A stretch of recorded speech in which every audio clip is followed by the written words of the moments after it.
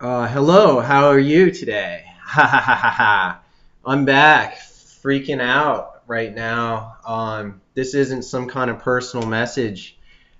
Since skeptics and doubters are in the majority, they think that they're absolutely right in their so-called denial of theosophical science, the ancient wisdom of this planet and other planets. But we have a specific duty to perform, a specific message from the universe to this planet and to the inhabitants of it in their physical bodies, as it were. I'm not going to get into cosmogony at this point, but I do realize that, in fact, most of what I've seen is not very much to par with the ancient theosophy. And I like to call things by different names because I have my own version that's not just mine so I can copyright it and make a lot of money.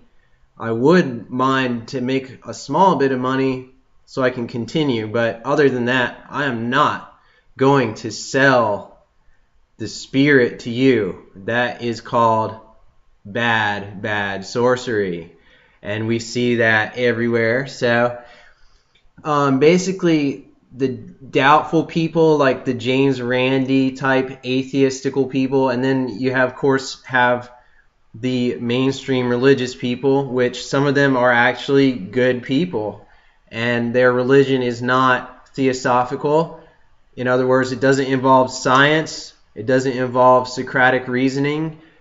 And that's okay as long as they're not stepping over the boundaries of a certain sort of spiritual ethic that has always existed and should always be respected. And that is the ethic of having a simple faith that's true. The name Jesus, for instance, is also one of the three aspects of deity. And if that's their sacred name that they want to give to their version of the Logos, etc., then that's sacred to them, then that's respectable. But the fundamentalism and the materialism and the outright lies are not respectable. And this is made clear in the foreword of Isis Unveiled, which is a book by H.P. Blavatsky, on my shirt, that not everyone's going to be ready to comprehend it. You might have to go through some other studies first, like, even the Holy Bible has esoteric value.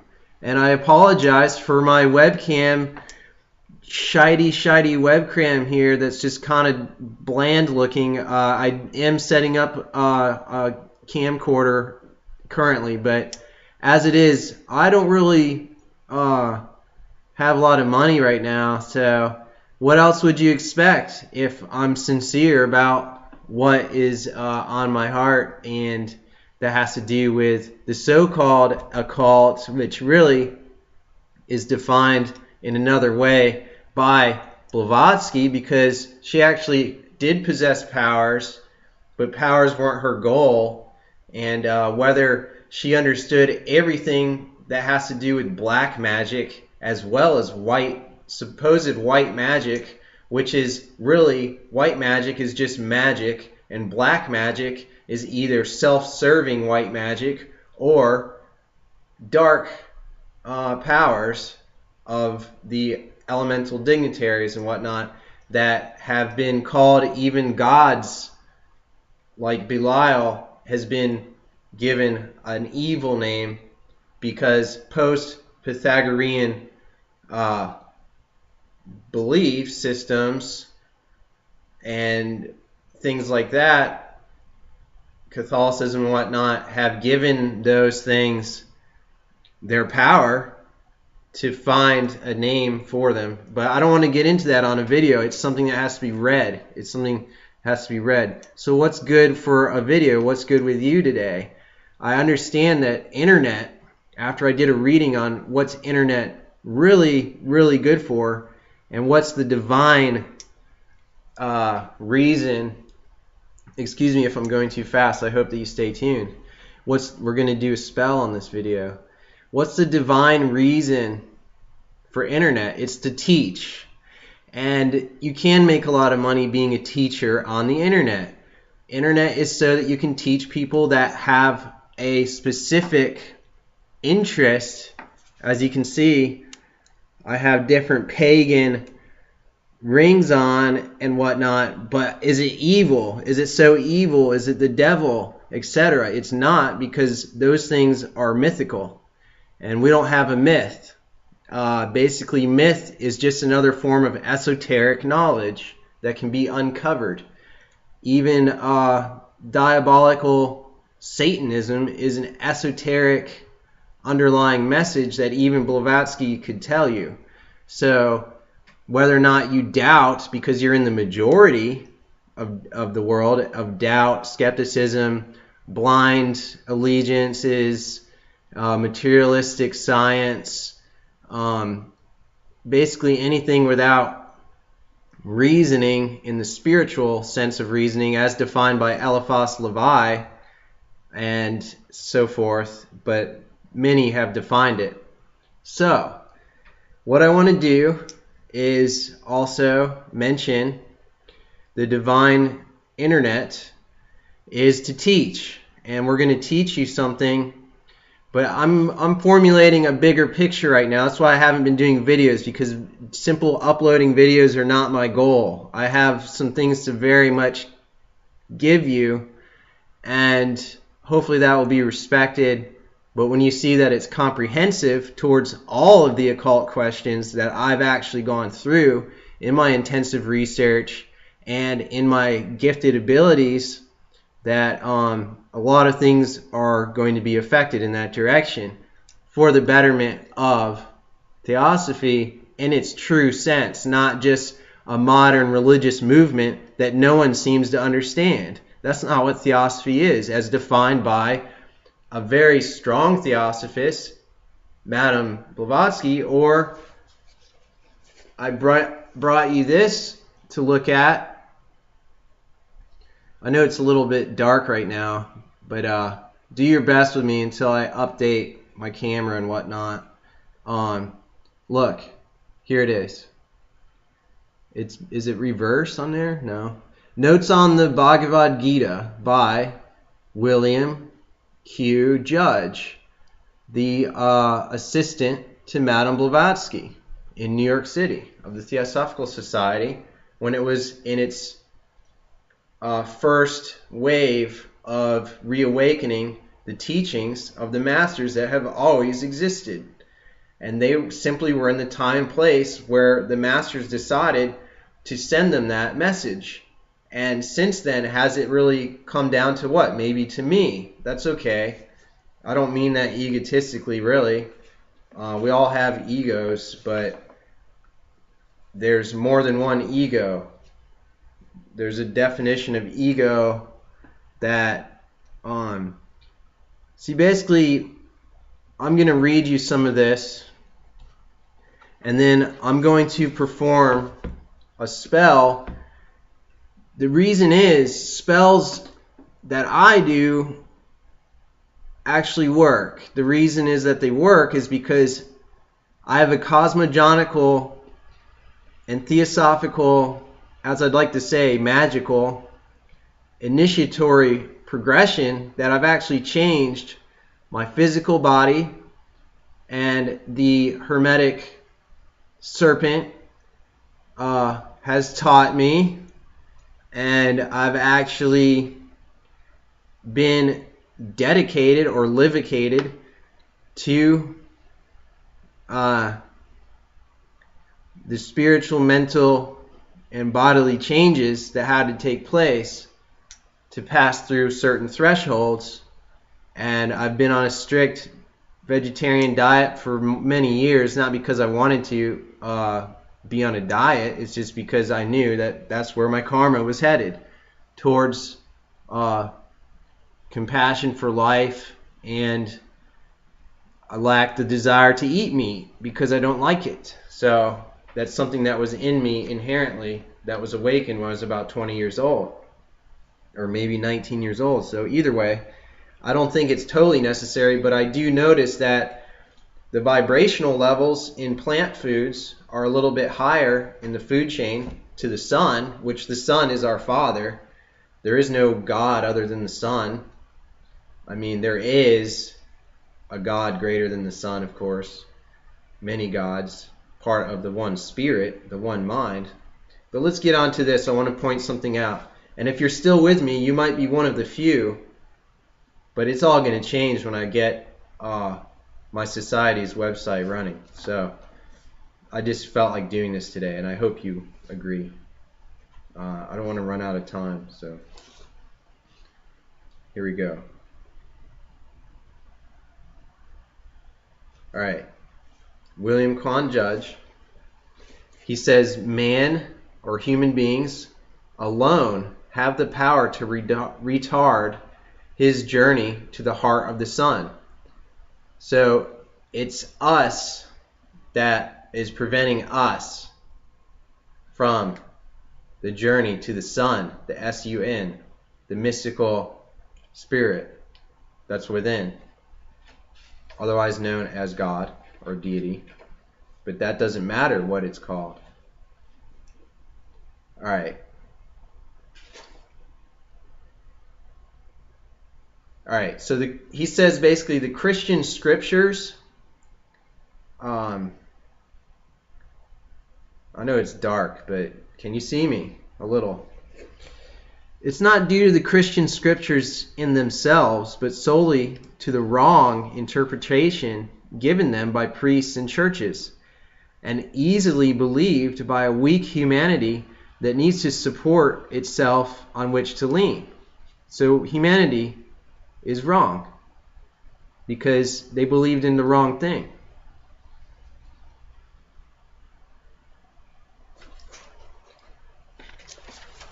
And even theosophy was misinterpreted by the likes of even the National Socialists. So misinterpreting things in a wrong way is because they're weak. All right, so here we go, another one.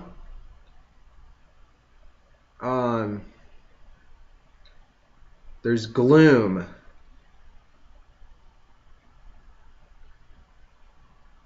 Because the body is a chariot,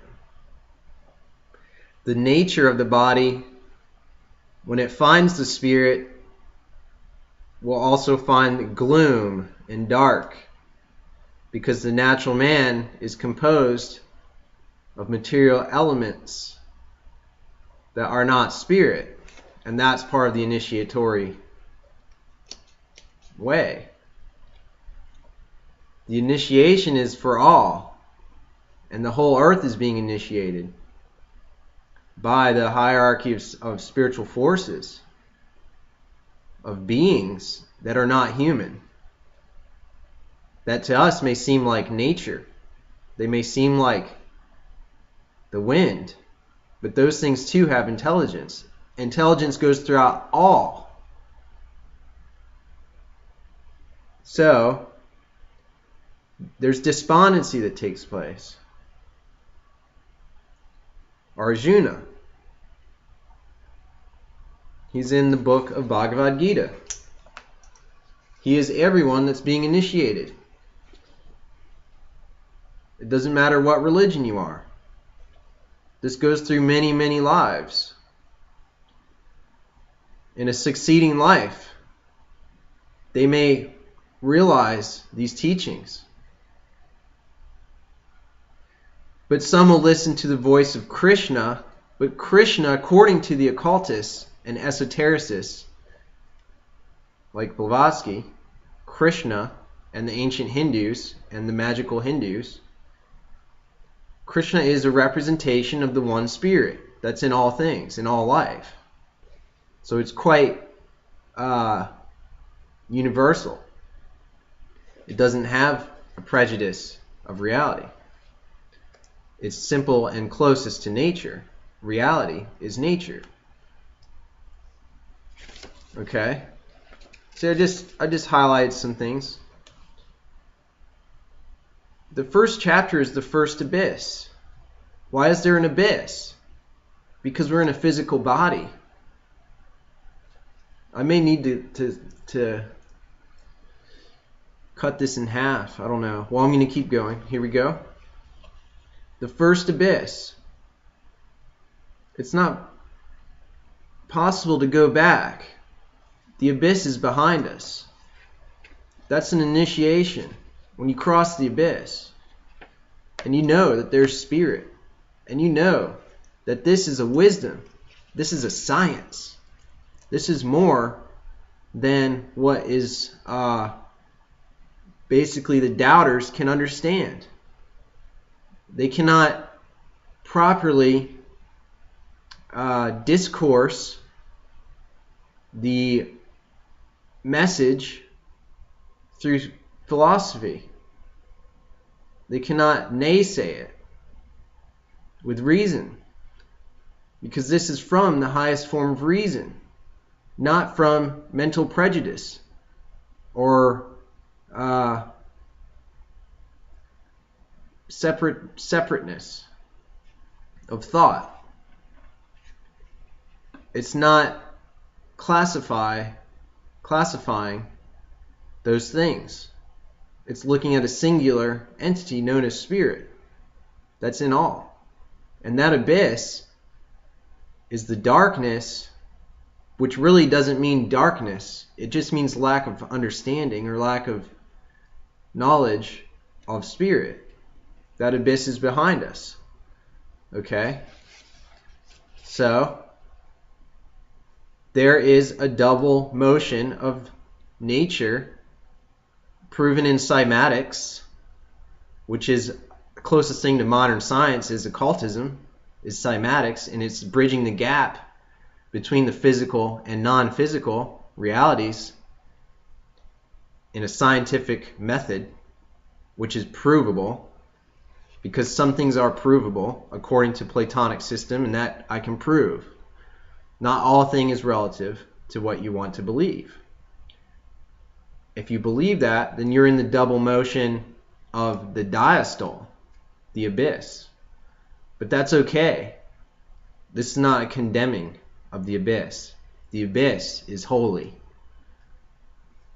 All of nature is holy. So, the astral plane is more exciting than the philosophy side of it, because that seems dry and difficult. So, when people jump into the occult, they jump in for the astral plane, for all of the things that go along with phenomena, and not for the occult philosophy. But both are necessary to truly seek the light of this wisdom. So, when we get closer to the true spirit, it throws our being into agitation. And then this is opposite sides of the magnetic poles of nature. And we mean nature in the wisdom. So, I must keep moving along here.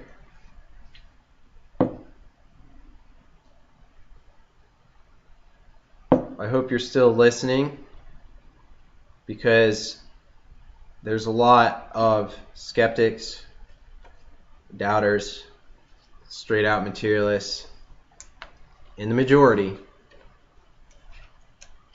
So they think that that's correct because there's more of them. I'm not out to prove to them that they're wrong, because that would not be true freedom. But for those who have some kind of... So, anyways, we have this scenario here of separateness or not separateness. Personal disintegration at death, when absorbed into the all through the Bhagavad Gita's message, or a maintaining of oneself for eternity. It's both. That proves, in a way, and I don't want to get into this too deep right now, but the left-hand path and the right-hand path both can be defined in the same esotericism. In other words, if you want good to come to you, it is not good. If you do actions in order to produce good, that produces separateness. So, the right-hand path, as defined by the left-hand path, as we see, in other words, the so-called light workers and those people that also profess that someone like me is potentially dark because they are working the light, whoever they may be, that I'm not in a battle with them. The battle is for myself. The battle is for my own initiation beyond the physical on higher levels. So light workers produce separateness because their intention is to do good through their actions. So, according to Krishna, the one spirit, the one self in all, that is represented in the Bhagavad Gita, that's not a literal story, as no religion is literal. Light workers, or those who are doing good actions to produce good, in other words, to save people, are, in a way, without knowledge because they're not imitating the deity. So, the consequences of our actions must be left to the deity and not to our intentions. So, that's a scenario that's playing out, and that has to do with karma. And I can tell you more about that. So, it says that the act that pleases the Lord, or the one, which could be anyone, God, that you believe, if it's the true God. In other words, closest to natural philosophy, that's in all living beings, that can be observed and reasoned to exist through Hermetic scholarship or through observation of nature, as above, so below. Which again we see the negative and positive diurnal motion. The act that is desiring some result is unpleasing to this deity. That is the true deity, the spirit. So, we must learn to detach our actions from intention.